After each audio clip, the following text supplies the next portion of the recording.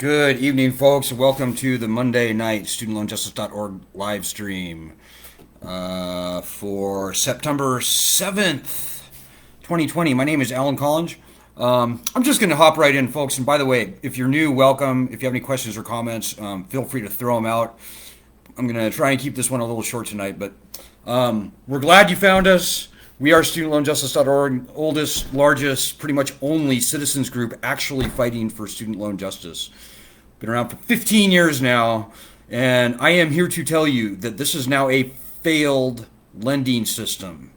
80% of all federal student loan borrowers will never be able to repay their loans. Congress had, and the president had 15 years to simply return the standard bankruptcy protections to these loans that should have never been taken away and that exist for every other type of loan, but they didn't. So now here we are in this coronavirus crisis. This lending system is toast, folks. And that 80% figure that I just mentioned, those aren't our words. Those are the words of the recently resigned chief of the federal student loan program, Wayne Johnson. So, folks, I'm glad that you found us. We are really the only group, and our proposal for loan cancellation is the only proposal that will actually work. Congress cannot cancel these loans.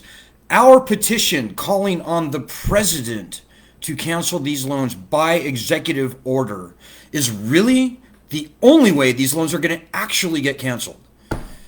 And if you want to know more about that, you can ask me. I'm happy to explain it. But I'm very glad to say that we now have 566,000 signatures on the petition. We're headed to 1 million.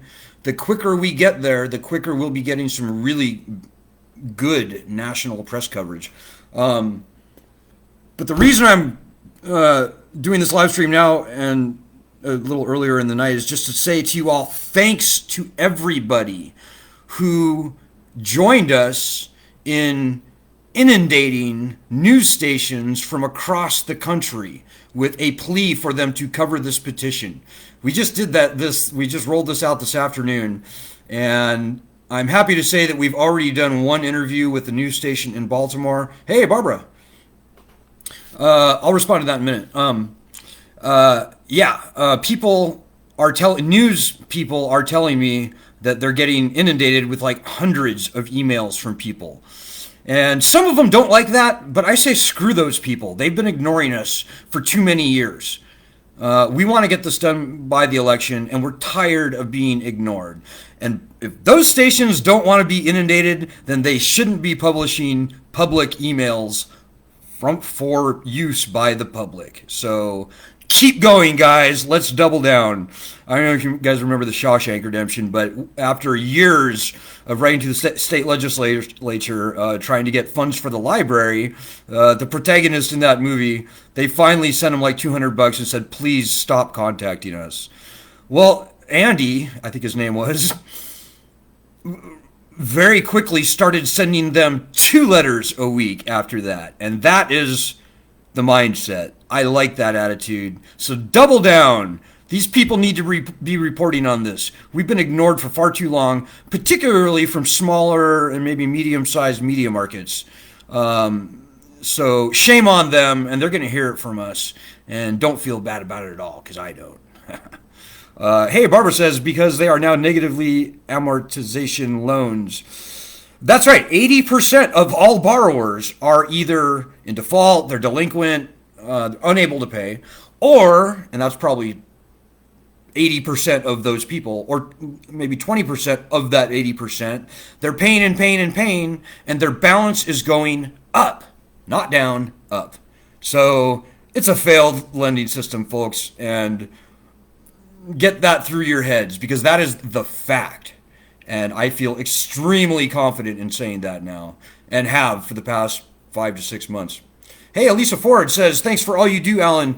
Well, you don't have to thank me. Instead of thanking me, get on the email and contact a news organization and tell them to report on this petition.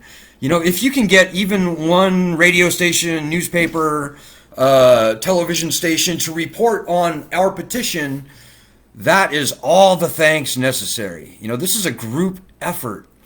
And we're finally to the point where, with 600,000 people in this group, we can finally start flexing our muscle. And so it's really starting to get fun.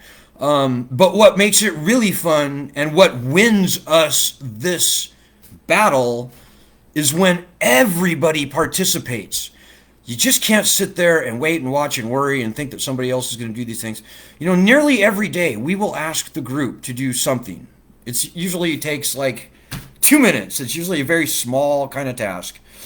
And that's the difference between a couple of dozen people sending an email to a news station, or a couple of hundred, or even a couple of thousand.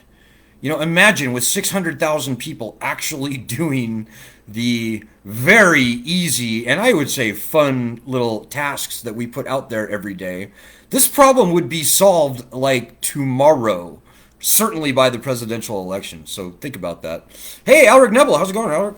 Aleric's a longtime member of ours. He says, I pay about $47 a month, while the interest accruing is to the tune of about $1,200 a month. Right, Alric? I think that your situation is probably more the rule than the exception at this point. Either people aren't paying at all, or they're getting their wages garnished, or they're paying a very moderate amount based on their income, but their balance is going up.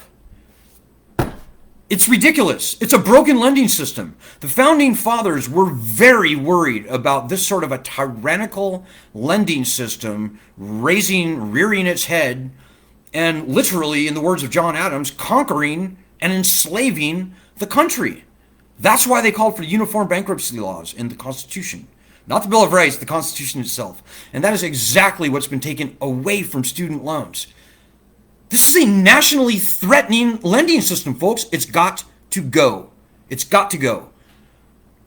Even before the coronavirus, very few people were able to make payments on their loans.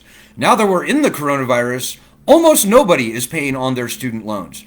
And if you think that many or maybe even any people are going to happily resume making payments on their student loans when this current crisis abates, I don't think it's going to happen. And quite in my humble opinion, if anybody resumes making payments, certainly on their federal student loans, ever again after this coronavirus abates, not only is that basically unwise, but in my opinion, it's unpatriotic.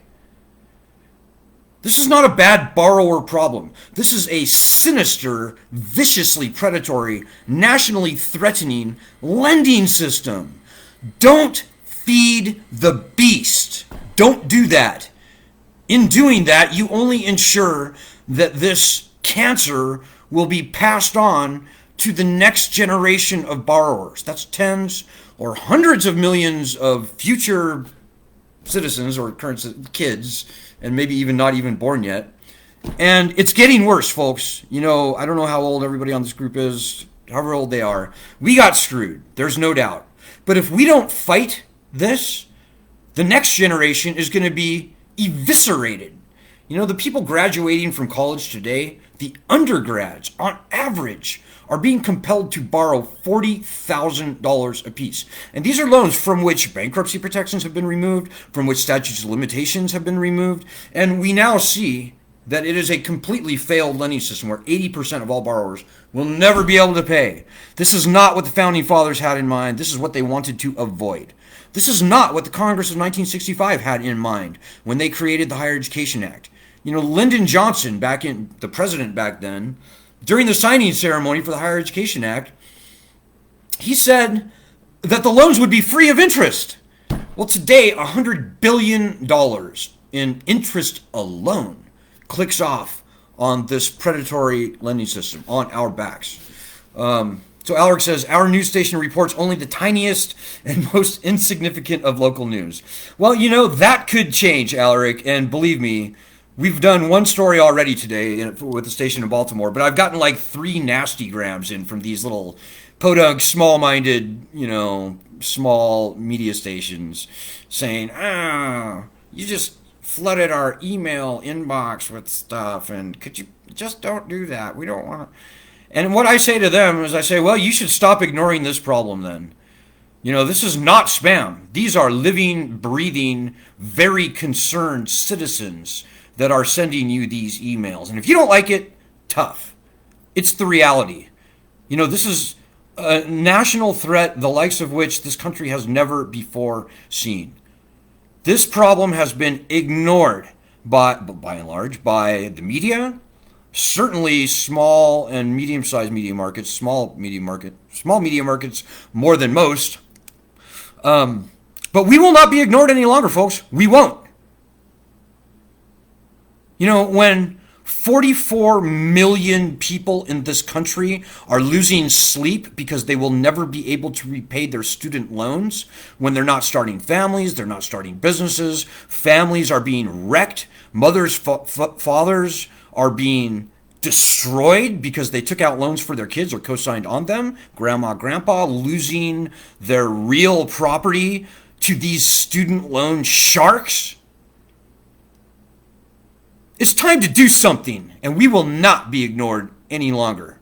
So I could not be prouder that we're inundating even the smallest stations with hundreds, probably by tomorrow, thousands of emails. That is exactly, precisely what needs to happen. 1 in 5 of all adults in this country have student loans. 4 out of 5 of those are freaking out about them.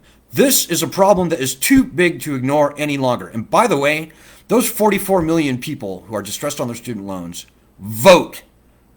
This issue will determine the outcome of this current presidential election. Last time, it wasn't in play. It just wasn't. Neither Hillary nor Trump had anything to offer. This time, Biden, although he's very untrustworthy, and I don't trust what he's put out so far further than I could bowl it, he at least has put this issue in play. And as it stands now, if the election were tomorrow, Joe Biden would capture the majority of those 44 million voters. And remember, the last election, Donald Trump won the election with a little over 60 million votes. So 44 million voters, which we comprise. Number one, that's larger than all the standing militaries on Earth combined, by the way. But it's nearly enough to elect a president outright. So you guys have no idea how strong we actually are. But as I said before, it doesn't matter until you help us flex that muscle. Hey, I've got a couple more comments here. Hey, Tika Porter, I received this back from ABC7. We received your news tip on your side and we'll review it shortly because of the volumes of email blah, blah, blah, blah, form letter. Okay, well, that's not nothing, Tika. And, I'm glad to say that ABC7, wherever they may be, they've gotten hundreds of these at this point, and by tomorrow they should get thousands. And if they do the right thing, if they're honest journalists with integrity, they will say, wow, this is maybe actually kind of a big problem. Maybe we should actually report on that. And, to the credit of certainly a station in Chicago and a station in Baltimore, they are getting the message. We've already done one interview today, so hopefully we'll do more. But as I said, guys, just keep at it. Barbara Kaplinsky says, oh, hey, happy birthday, Barbara. You made it to 60. That's really saying something. I'm 60 years old today, Barbara says. My loan was $30,000 20 years ago. Now, being locked into a 7.75% interest rate, my loan has ballooned to over $145,000. How is this possible? I have a public servant job using my degree. There's a lot to unpack there, Barbara. First, let me just say, I'm glad you're here. Barbara's been with us for a long time, but it bears repeating. That is literally probably more the rule than the exception at this point, particularly for older people in this group who got locked into 7, 8, or even higher percent interest rates. It's a scam. With bankruptcy protections in place, as they exist for every other type of loan, the chances are the lenders would never have treated you so poorly, Barbara. But without bankruptcy protections in place, without statutes of limitations, they've had us over a barrel for decades now. This is what happens when you take basic standard constitutional consumer protections away from a lending instrument. This was a terrible experiment, and the experiment is now officially failed. You know, when you have the head of a lending program saying that it is a failed lending program, how much more do you need to hear? It's a failed lending system, folks. We don't need to take it. We don't have to put up with it. And like it or not, folks, you and me here tonight, and the 15,000 people on our Facebook group, and the 550,000 people on our petition, we are the pioneers on this. It's time for us to rise up, to band together. If you're a Republican, if you're a Democrat, if you're Christian or Muslim or Jew or Gentile, welcome. If you're black, white, brown, whatever your ethnicity may be, welcome. We have a common cause here. Don't be distracted by what you see in the media. I know there are problems in this country that we face, but this is one that we can solve together right now. And don't forget, folks, we the people, own this lending system. This lending system does not own us. They like to think they do. They like to tell us that they do. They don't.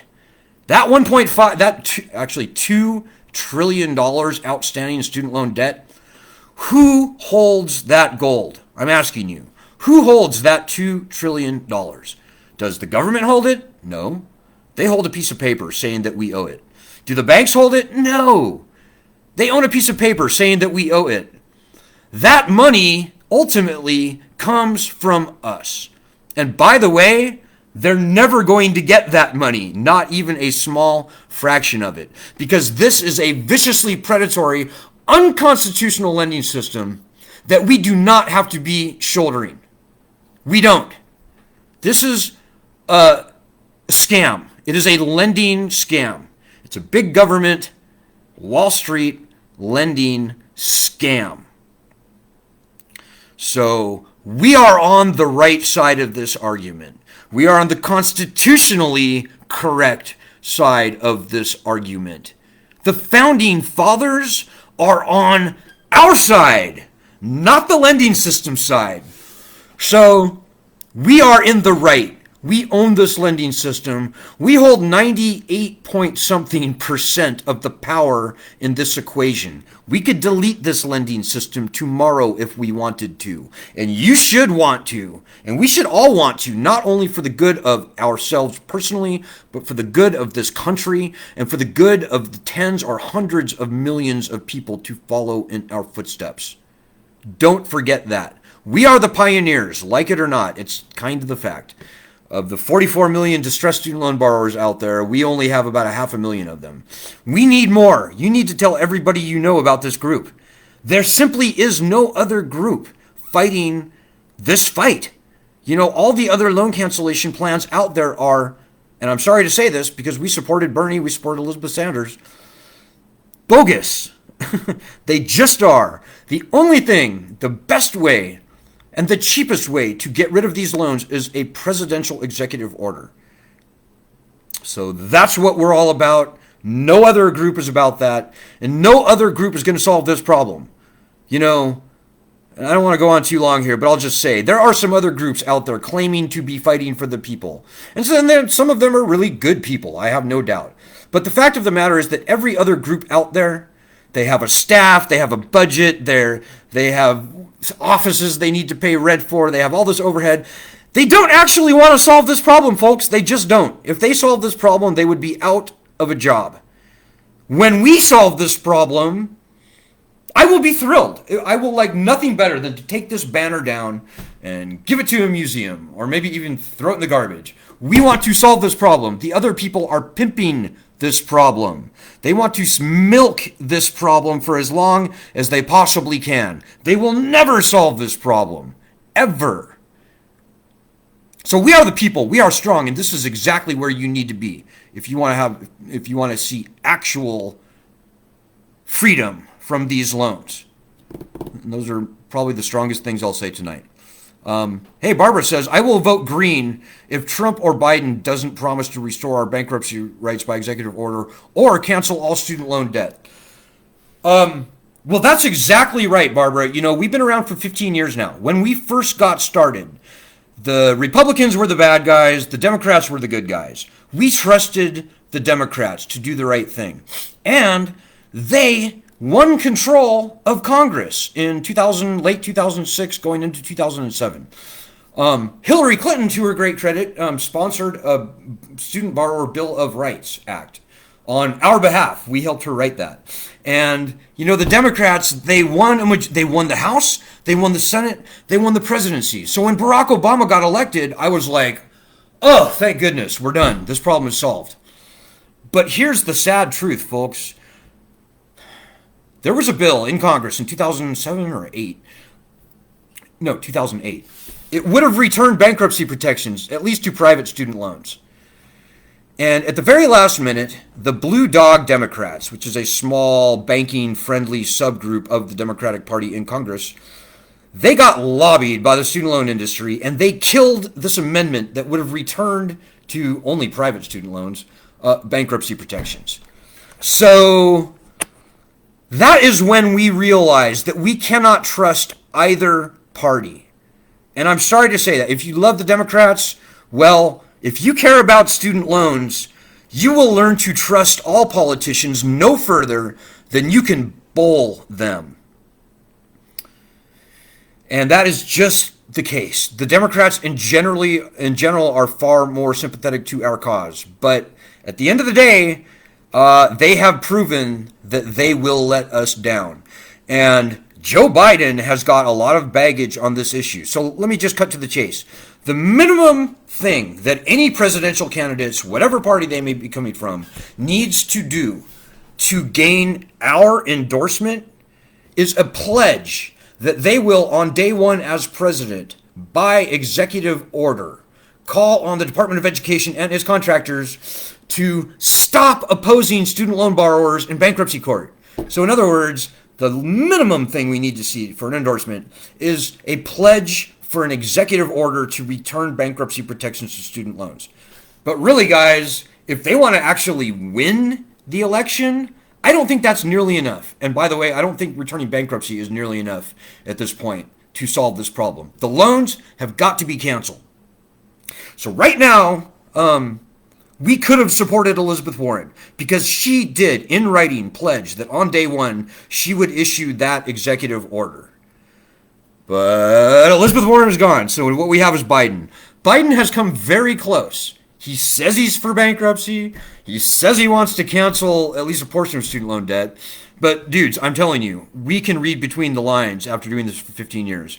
And Joe Biden's pledge right now is not trustworthy. We need a pledge in writing from Joe Biden that on day one, he will return bankruptcy to student loans by executive order. He said he was going to adopt Elizabeth Warren's bankruptcy agenda. Well, if that's true, then he will make this pledge. If he does not make this pledge, that is a sign. It's a tell. It is proof that Joe Biden is full of shit, and we will not endorse that. We're not doing blue no matter who, folks. We're tougher than that. We only care about getting student loan justice. And at this point, just like 4 years ago, the only party that we can endorse right now is the Green Party. Frankly, I hope to be able to endorse the Libertarians. I think the Libertarian Party may possibly come around. But right now, folks, it's the Green Party for us. I truly hope that changes. I hope Joe Biden comes around. And by the way, if Joe Biden does come around, Donald Trump should be very, very scared. Donald Trump has got to match that. The president, Donald Trump, like him or hate him, we only like any candidate as far as we can gauge their views on student loans. If Donald Trump wants to have a chance in this election, he will, at a minimum, actually issue that executive order returning bankruptcy protections to student loans. And even then, quite frankly, I don't think that will be enough to win him the election, given the headwinds that I see him facing. Now, who knows?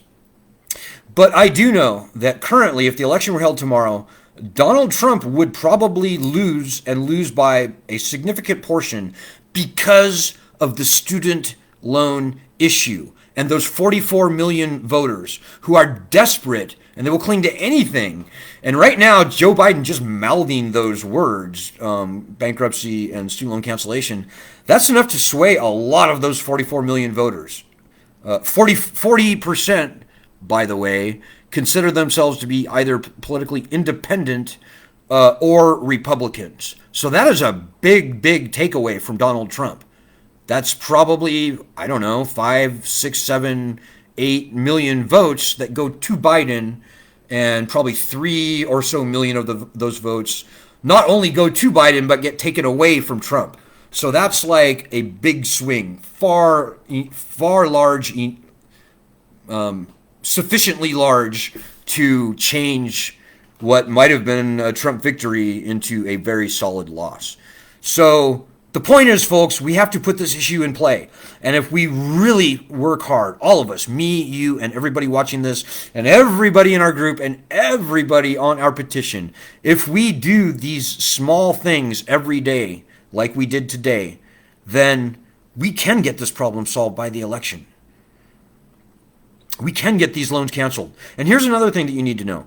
Everybody else on the other side of this problem, that is the lending system, the Department of Education bureaucrats, the Sallie Maes and Navients and Fed Loan Servicings and whoever you may be writing checks to for your, or previously before the coronavirus, whoever you may have been owing the money to, they all know it's a failed lending system. So they are in a last-ditch effort, and by the way, they have had their golden parachutes packed for decades now. They are pinching themselves that they've been able to push, to foist this lending scam on the public for as long as they have. So don't feel bad at all for them. They know it's a failed lending system. We know it's a failed lending system. So all that needs to happen now is we have to rise up. That means me, that means you, that means everybody on this group.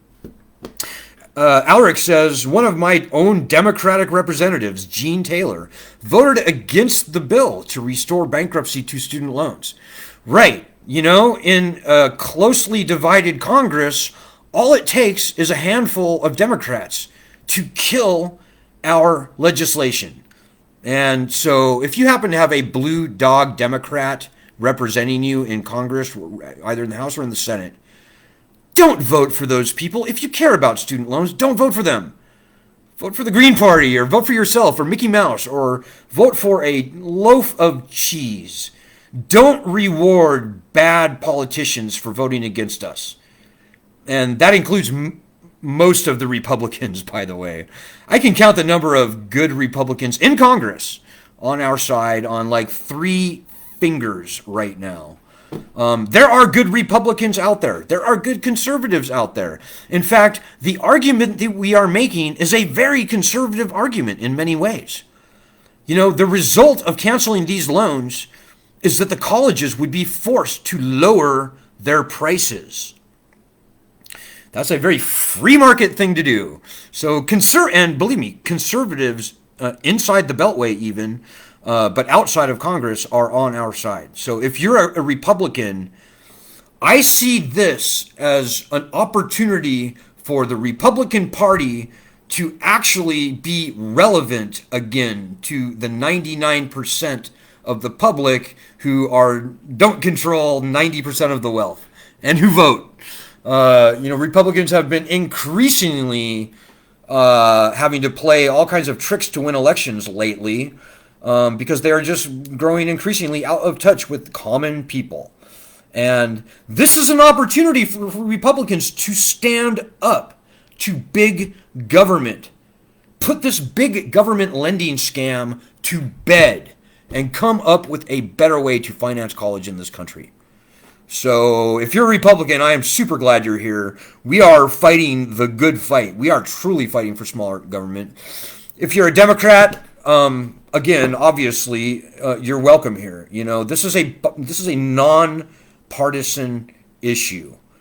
This is a non-cultural issue, really. The only people that we probably exclude are the 10 or 20,000, maybe 30,000 people who have been sucking their living out of this lending system. And maybe the millionaires and billionaires in this country, I would say multi-millionaires at this point, because I'm sure we even have millionaires in our group. We have senior citizens who have retired with comfortable nest eggs where they own a house and they have a retirement, maybe they got some savings. So they may be actually technically be millionaires, but they are being threatened and conquered by this lending system, just like everybody. And even moderately wealthy people who don't take out student loans for college, they should be on our side too, because they have to write checks for their kids' tuition. And it is this predatory government lending scam that is driving up the prices for everyone, including those who pay cash. So we're it, guys. We are the tip of the spear in the fight to get this problem solved. We are the only group I can point to, with maybe one or two exceptions. Actually, and the other ones are very small and niche groups. You have to be a lawyer to be in one of the groups, etc. But we are it, guys. We are not only the tip of the spear, we are the spear. We are not only the eye of the storm, we are the storm. And that's a true statement. And you need to tell everybody you know with student loans for sure to get here, because we need their help and they need us. So on that, I'm going to end this. I'm sorry I went a little bit longer than I normally like to do, but it's been a good day. Things are getting better. Let us put a little bit of effort each into getting this done. When we all row in the same direction, we can move ships, we can move mountains, and we can get this done, and we will. So good luck, Godspeed, keep checking back on a daily basis. Let us solve this. Let us hang together, lest we hang separately. Let us solve this sooner, like by November 3rd rather than later. And God bless.